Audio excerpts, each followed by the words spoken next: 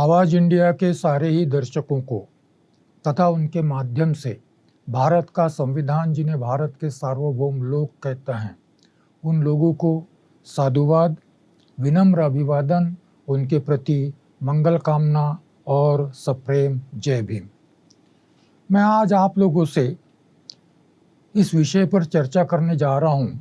वह विषय है माननीय doctor B R Ambedkar, OBC की जनगणना एवं आरक्षण। वर्तमान संदर्भ में यह विषय बड़ा ही समयोचित है। 2021 में जनगणना की प्रक्रिया शुरू हो जानी चाहिए थी, परंतु कोरोना के चलते वह प्रक्रिया थोड़ी विलंब से शुरू होने वाली है, मगर शुरू होगी ही। कुछ समय से महाराष्ट्र में और महाराष्ट्र के बाहर भी जो ओबीसी समुदाय है वह कह रहा है कि इस वक्त 2021 की जनगणना में जाति आधारित जनगणना हो और ओबीसी की कुल जनसंख्या में कितनी जनसंख्या है यह निर्धारित किया जाए, और इसीलिए 2021 की जनगणना उनके लिए महत्वपूर्ण है। ओबीसी हो, अनुसूचित जाति हो, जनजाति हो, इन सारे लोग जब जनगणना के संबंध में बात करते हैं तो कहीं ना कहीं इस प्रश्न का संबंध आरक्षण से जुड़ जाता है। और इसीलिए डॉक्टर बी आर अम्बेडकर, माननीय डॉक्टर संविधान के निर्माता doctor B R Ambedkar, OBC की जनगणना एवं आरक्षण, इस विषय पर आज हम लोग बात करेंगे। अम्बेडकर के पर्सपेक्टिव के आधार पर, अम्बेडकरी दृष्टिकोण के आधार पर हम बात करना चाहेंगे। कहीं ना कहीं जनगणना हो, डॉक्टर बी आर अम्बेडकर हो या आरक्षण हो, इनका कहीं ना कहीं संबंध संविधान से आता है।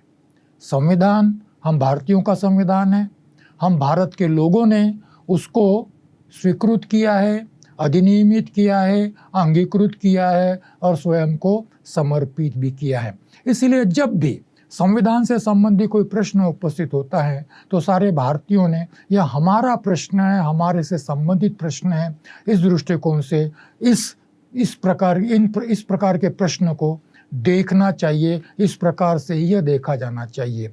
ध्यान रहे, मैं संविधान की जब भी बात करता हूँ, संविधान के संबंध में संविधान निर्माता के जब भी बात करता हूँ, तो मैं केवल और केवल भारतीय होने के नाते भारत के लोगों को, भारतीयों को संबोधित करता हूँ। और मेरी आज की चर्चा को, मेरे आज के अभिव्यक्ति को भी आप एक भारतीय की दृष्टि से ही देखेंगे, ऐसी मैं उम्मीद करता हूँ। विषय रखने से पहले कल और परसों जो दो न्यूज़ आई हैं, उन दो न्यूज़ के संबंध में मैं आपको संक्षेप में बताना चाहता हूँ। बड़ी ही एक संक्षिप्त टिप्पणी है।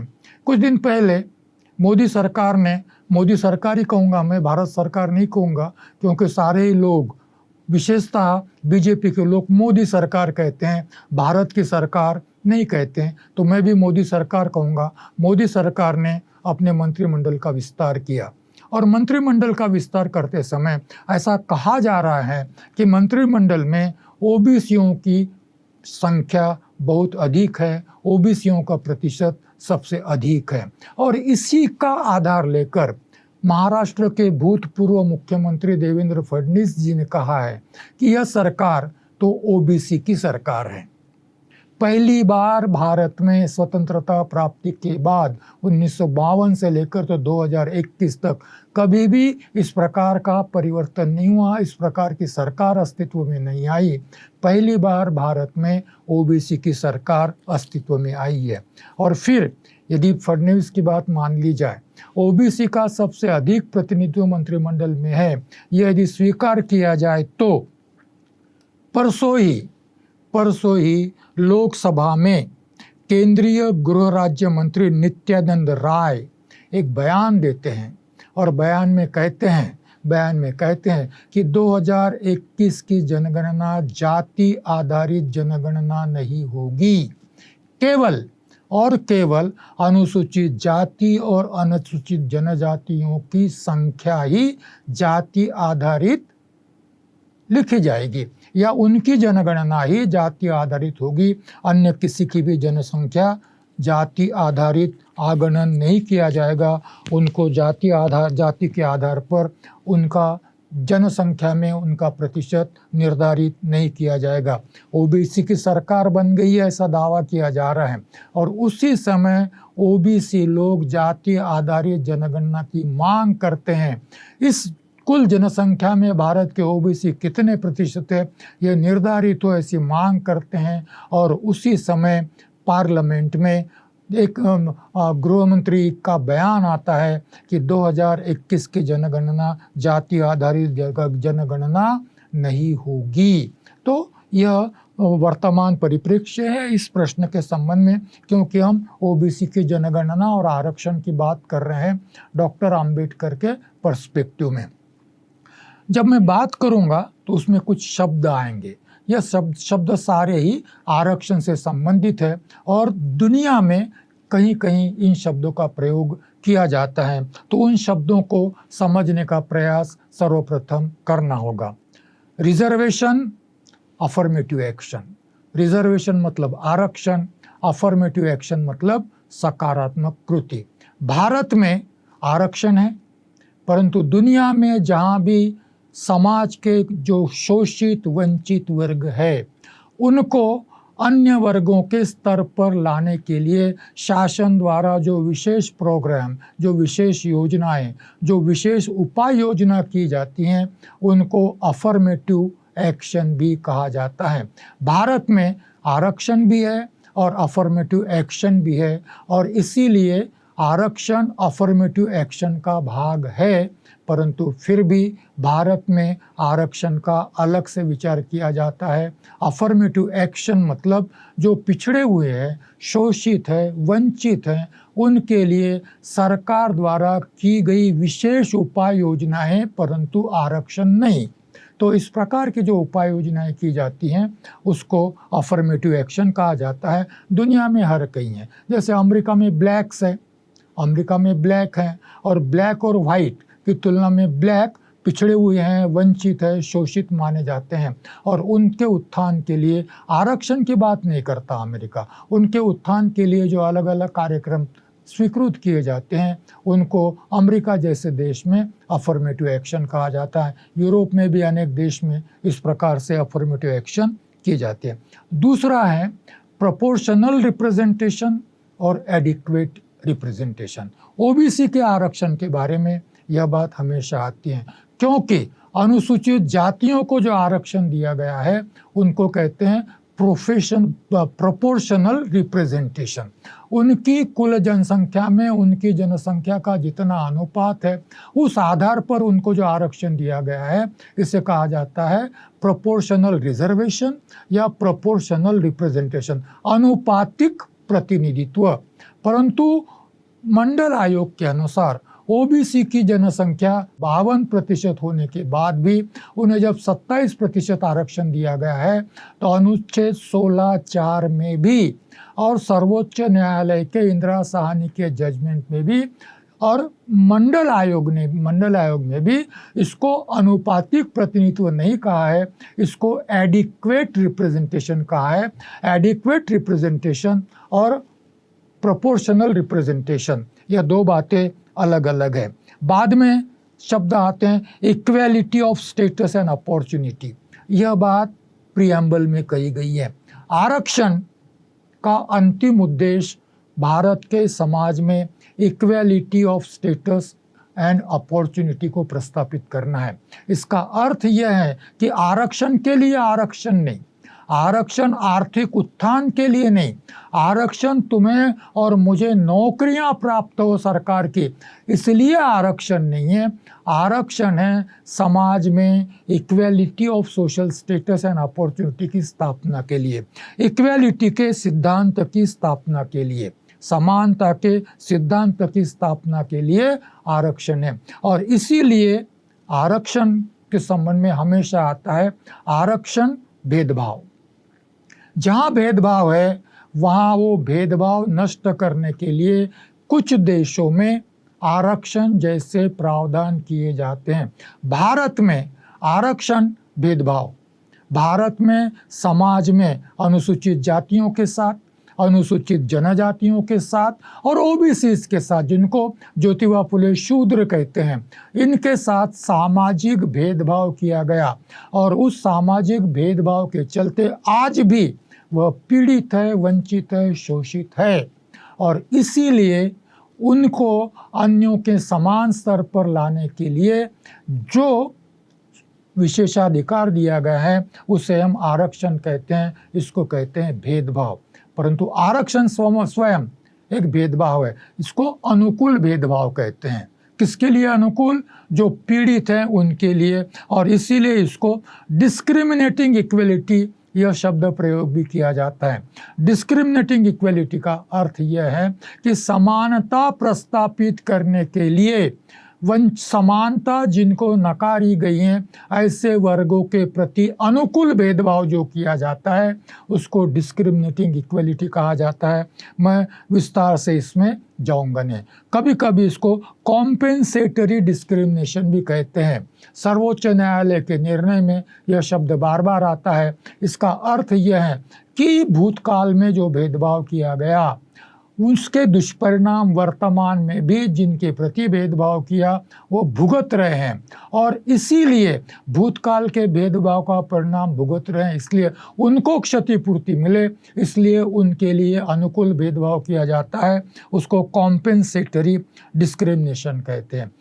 और फिर शब्द आता है एब्सोल्यूट इक्वलिटी। एब्सोल्यूट इक्वलिटी का अर्थ यहाँ पर यह लगाया गया है कि किसी को भी किसी प्रकार का आरक्षण नहीं, किसी को भी किसी प्रकार का आरक्षण नहीं, सबको सबके साथ समान व्यवहार, इसको एब्सोल्यूट इक्वलिटी कहा जाता है।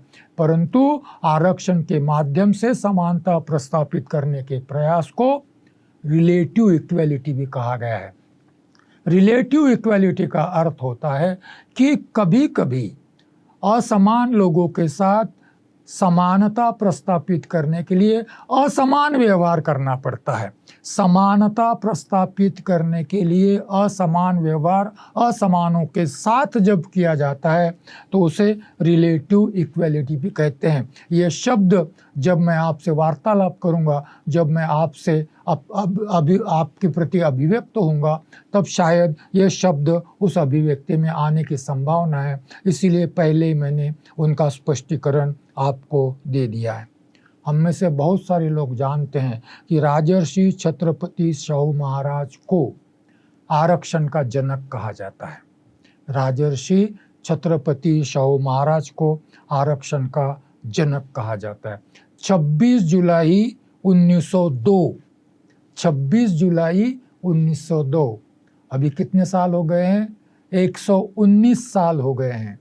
26 जुलाई 1902 को एक राजा ने एक आदेश जारी किया।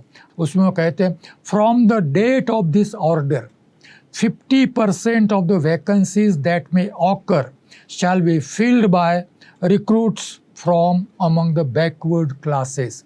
इसका अर्थ यह है कि 26 जुलाई 1902 को जो आदेश जारी किया गया है वो आदेश कहता है शासन की सेवा में इसके बाद जो भी रिक्त स्थान होंगे उन रिक्त स्थानों की पूर्ति करते समय 50% स्थान मागास पिछड़े वर्ग के लिए आरक्षित किए जा रहे हैं।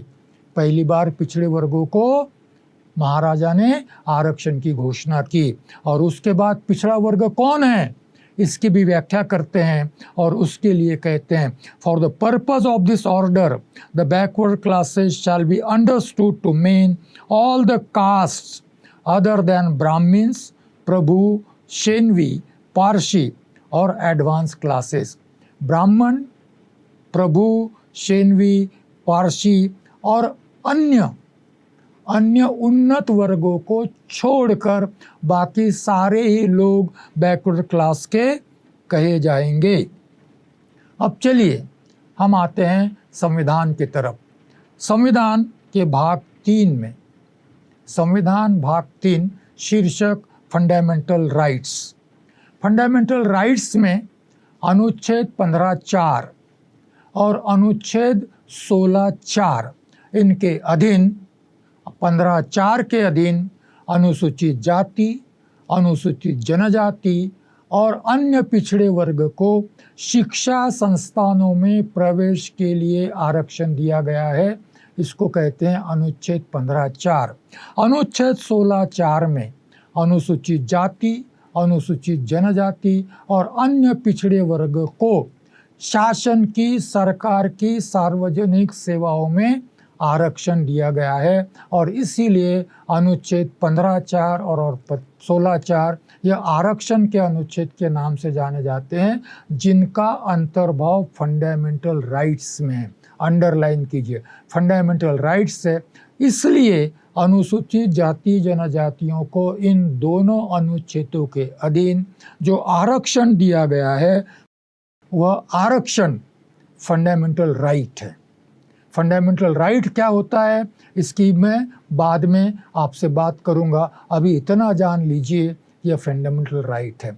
दूसरी बात यह है कि मैं पहले अनुच्छेद 16(4) पर बात करना चाहूँगा, क्योंकि अनुच्छेद 15(4) शिक्षा संस्थानों में आरक्षण, यह अनुच्छेद 15(4) मूल संविधान में नहीं था।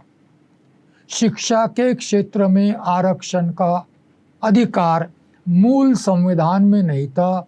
यह अधिकार 1951 में संसद द्वारा संविधान में जो पहला संशोधन किया गया है उस संशोधन के चलते 15(4) संविधान में आया है। इसलिए 15(4) की बात हम बाद में करेंगे, पहले हम बात करेंगे 16(4) की, क्योंकि यह मूल संविधान में था और इस पर संविधान सभा में भी चर्चा हुई है। तो आरक्षण को समझने के लिए, आरक्षण की फिलॉसफी को समझने के लिए और सबसे महत्वपूर्ण बात जिसका कोई जिक्र नहीं करता, ओबीसी के आरक्षण के संबंध में जब भी बात होती है 340 की बात होती है, 340 की बात होती है, जिसका जिक्र मैं बाद में करूंगा। परंतु 340 के पहले अनुच्छेद 16(4) संविधान सभा ने स्वीकृत किया और पहली बार डॉक्टर BR अम्बेडकर ने स्वयं प्रेरणा से, स्वयं इनिशिएटिव लेकर, स्वयं की अगुवाई लेकर और जिम्मेदारी के साथ अनुच्छेद 16(4) में बैकवर्ड शब्द का, बैकवर्ड क्लासेस शब्द का प्रयोग किया है। कभी कभी मैं सोचता हूँ कि यदि बैकवर्ड क्लासेस या शब्द 16(4) में नहीं होता तो अनुच्छेद 340 क्या करता।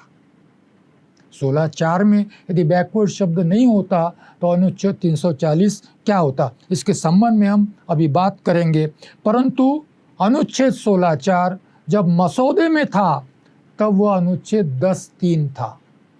मसौदे में वह अनुच्छेद 10(3) था, संविधान में वह अनुच्छेद 16(4) हो गया है। यदि मैं 16(4) कहूँ तो संविधान का अनुच्छेद होगा, यदि मैं 10(3) कहूँ तो मसौदे का अनुच्छेद होगा। दोनों बातें एक ही है। आइए अनुच्छेद 16(4) की हम बात करते हैं। उसके पहले एक बात मैं आपको बताना चाहूँगा कि मूल अनुच्छेद में पिछड़ा वर्ग यह शब्द नहीं था, तो बिना पिछड़ा वर्ग यह शब्द नहीं था तो कैसे अनुच्छेद बना था। वो अनुच्छेद ऐसा था कि इस अनुच्छेद की कोई बात राज्य को नागरिकों के किसी वर्ग के पक्ष में, नागरिकों के किसी वर्ग के पक्ष में पिछड़ा वर्ग शब्द नहीं था। और फिर डॉक्टर अम्बेडकर कहते हैं, drafting committee undertook on its own shoulders the responsibility of introducing the word backward, which I admit did not originally find place in the fundamental right in the way in which it was passed by the assembly। क्या कहते हैं doctor Ambedkar, मूल अनुच्छेद में जो अनुच्छेद संविधान सभा द्वारा पहले स्वीकृत किया गया था तब उसमें बैकवर्ड शब्द, पिछड़ा वर्ग शब्द नहीं था। परंतु मसौदा समिति ने अपनी जिम्मेदारी पर संविधान सभा की अनुमति न होते हुए भी अपनी जिम्मेदारी पर बैकवर्ड शब्द इस अनुच्छेद में प्रविष्ट किया है। इसकी जिम्मेदारी डॉक्टर आम्बेडकर कहते हैं कि संविधान मसौदा समिति के अध्यक्ष के नाते मेरी है। वो कहते हैं मसौदा समिति ने अपनी जिम्मेदारी पर, मसौदा समिति ने अपनी जिम्मेदारी पर मतलब डॉक्टर आम्बेडकर ने मसौदा समिति के अध्यक्ष के नाते अपनी जिम्मेदारी पर यह बैकवर्ड शब्द इस अनुच्छेद में रखा है। मसौदा समिति ने अपनी जिम्मेदारी पर अनुच्छेद में यह बैकवर्ड शब्द रखा है। मैं मानता हूं इस सभा द्वारा स्वीकृत मूल अधिकारों में पहले यह नहीं रखा गया था। यदि डॉक्टर आम्बेडकर अनुच्छेद 16(4) में अपनी जिम्मेदारी पर स्वयं की प्रेरणा से यदि बैकवर्ड शब्द नहीं रखते तो क्या होता, यह सोचिए। इसलिए 340 के लिए तो डॉक्टर बी.आर. आम्बेडकर का ऋण मान्य करना ही चाहिए, उनके प्रति कृतज्ञ होना ही चाहिए। परंतु उसके भी पहले अनुच्छेद 16(4) में बैकवर्ड शब्द रखने के लिए, क्योंकि अनुच्छेद 16(4) में जो बैकवर्ड शब्द रखा गया है वह इंक्लूसिव अनुसूचित जाति जनजाति है। अनुच्छेद 16(4) में जो बैकवर्ड शब्द रखा गया है वह इंक्लूसिव अनुसूचित जाति जनजाति हैं। हम सब आरक्षण के लाभार्थियों ने डॉक्टर बी.आर. आम्बेडकर का ऋणी होना चाहिए, उनके प्रति कृतज्ञ होना चाहिए कि उन्होंने अपनी जिम्मेदारी पर केवल शब्द नहीं रखा, इसको मनवा लिया, इसको स्वीकृत करवाया। संविधान सभा में किसी ने उनसे ये नहीं पूछा कि बिना संविधान सभा की अनुमति के आपने इसको क्यों रखा यहाँ पर, पूछा नहीं, स्वीकृत करवा लिया। इसके लिए हम जब तक आरक्षण है, जब तक संविधान है, जब तक 16(4) संविधान में है, तब तक हम सब आरक्षण के लाभार्थियों को डॉक्टर आम्बेडकर के प्रति कृतज्ञ रहना चाहिए।